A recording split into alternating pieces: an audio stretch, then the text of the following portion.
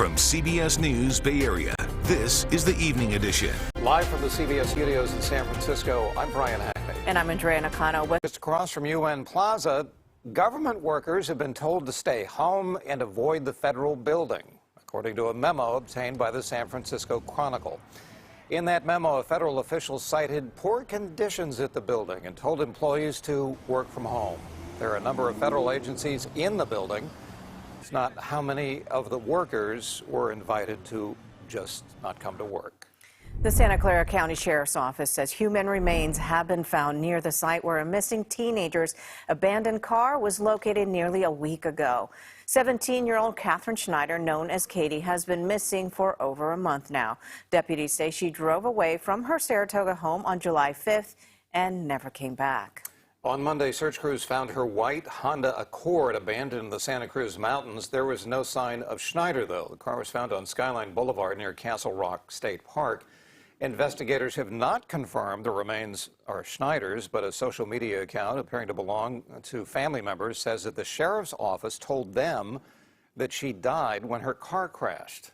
One person is dead after a car crash in San Jose early this morning. Police say the driver hit a parked car and died at the scene. This happened at 5 in the morning on Story Road. Traffic in the area was diverted briefly, but all is clear now. The crash is the 30th fatal collision of the year. And scary moments for a father and a son at a car show in Fremont after they were run over by one of the participants. Devin Feely has the details. As I was sitting here with my friends enjoying the car show, rev of an engine started catching our attention. Ricky Rojas says he saw the classic car reverse suddenly into a pole and then plow right into a father and son on their bicycles. Poor kid got sandwiched between under the vehicle and the bicycle. Ricky says he rushed over to help, not knowing how badly injured the boy, who he estimates was 10 to 12 years old, actually was. The kid was tangled up with his arm tangled up with the bicycle brake cables, and I went ahead and released the brake cables from the bicycle, and the kid was able to get out. Ricky says he was just at the right place at the right time. He says the boy was pretty scraped up when he got clear of the car, and that he and his father were taken to the hospital to get checked out. It's always good to help out others in need.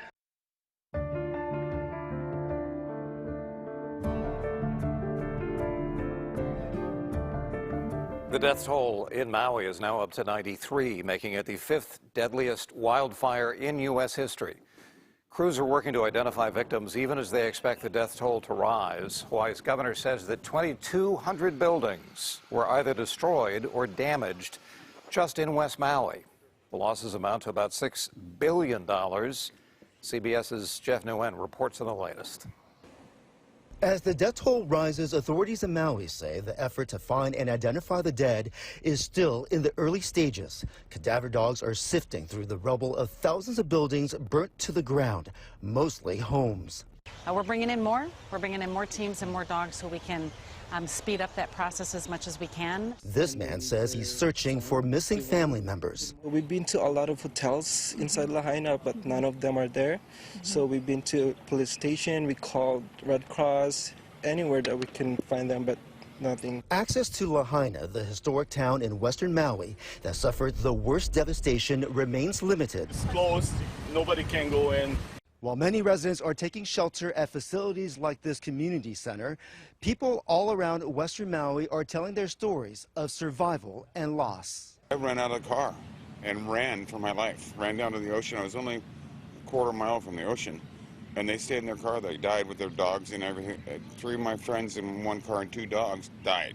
Bill Weiland's well-known art gallery in Lahaina burned to the ground. He says the building was the first movie theater in the state of Hawaii. He escaped on his motorcycle with only his laptop and passport, leaving his car behind to be consumed by the fire. Literally flames behind me. I could feel it burning the back of my neck. And I could see the embers all in front of me. They were swirling around because they were like 70-mile-an-hour winds. It was insane. The investigation continues into the cause of the fire, and questions remain about why Hawaii's warning sirens were not activated to alert tourists and locals. Government officials over the weekend joined FEMA to tour the devastation on the island, including Hawaii's governor and Congress representative.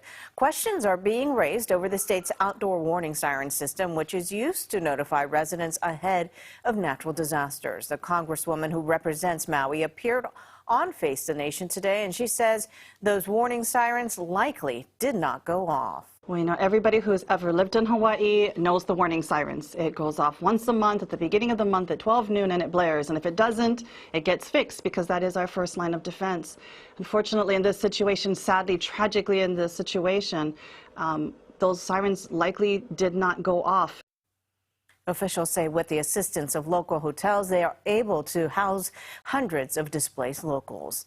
Well, this lucky pup is now safe at home after San Francisco firefighters rescued him from a cliff. Crews say Yoga, the dog, was saved without injury today at Fort Funston. He's recovering now with extra treats and snuggles. The party continues at Outside Lands in San Francisco this evening, the festival celebrating its 15th anniversary.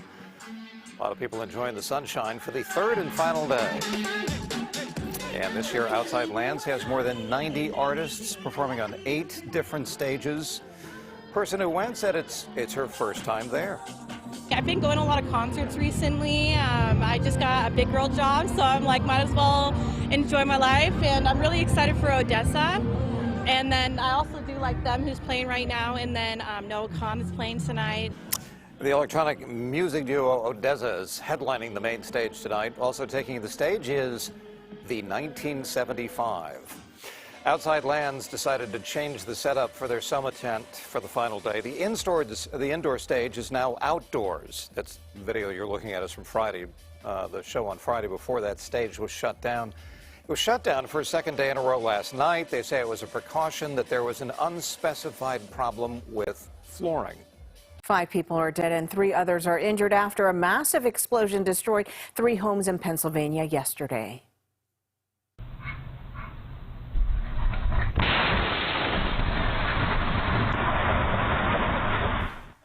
The explosion happened around 10 o'clock in the morning in Plum, a borough of east of Pittsburgh. Authorities say they recovered the bodies of 4 adults and 1 teen. Police say the explosion destroyed 1 home. Then the flames from the blast destroyed 2 neighboring homes and caused damage to a dozen more. This will be a slow and long process as things need to be tested, and there will be lots of forensic testing to be able to prove anything one way or another, and that this investigation may last for months, if not years. 2 of 3 people injured have since been released from the hospital. The others are in critical condition. A demonstration plane performing at an air show in Michigan crashed near an apartment complex today. Video shows the 2 pilots ejecting and parachuting from the aircraft in Belleville. That's just southwest of Detroit. Police say the plane hit multiple cars, but no one was injured. Both pilots were taken to the hospital, but they are expected to be okay. So far, officials haven't said what caused the plane to go down. Thanks for watching. 60 Minutes is next, and we'll see you back here at 11. Until then, the news continues streaming on CBS News Bay Area. Good night.